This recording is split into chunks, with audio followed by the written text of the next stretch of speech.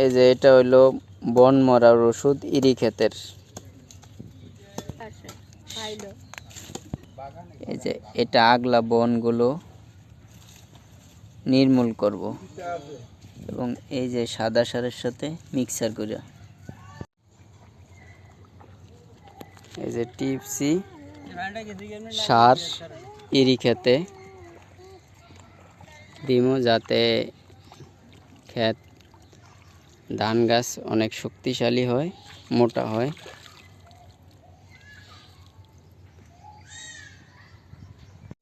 এই যে আমার আব্বা এখন সার ছিটতেছে, টিপসি সার।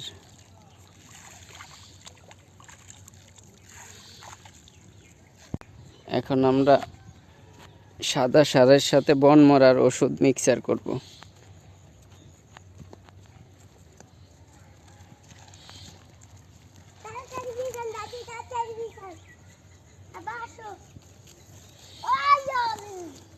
সাদা সারের সাথে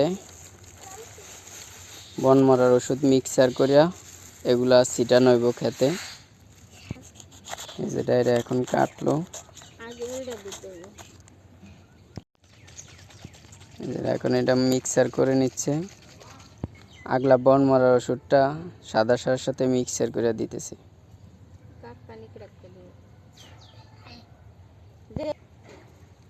খাইলাইতে আছে না ওষুধগুলা,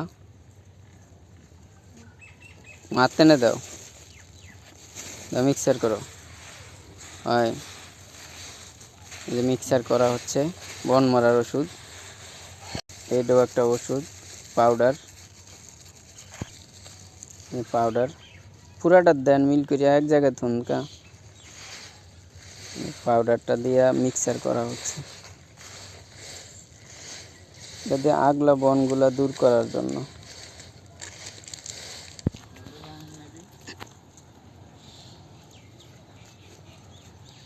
যেমন আমার আব্বা টিপসি সার ছিটতেছে খেতে, ইরি খেতে টিপসি সার এবং বন মরার ওষুধ দিতেছি।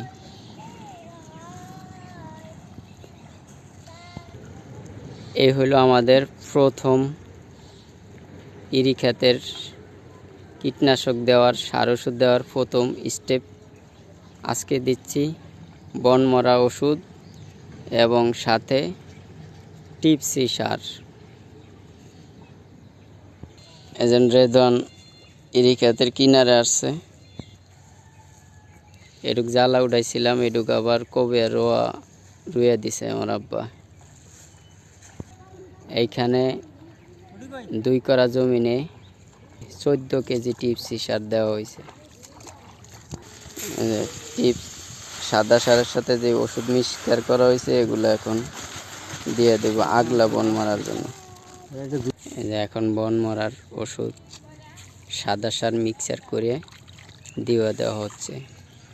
আসলে একজন কৃষক যে কত কষ্ট করে তার এই প্রমাণ নিজে উপলব্ধি করতেছি, আর স্টেপ বাই স্টেপ দেখাচ্ছি যে একটা রোয়া শুরু থেকে বাইনায় কতটুকু পর্যন্ত যায় আল্লাহ রিজিকের ব্যবস্থা করে দেয়, সেটাকে তুলে ধরার জন্যই গ্রামের জীবন সংসার।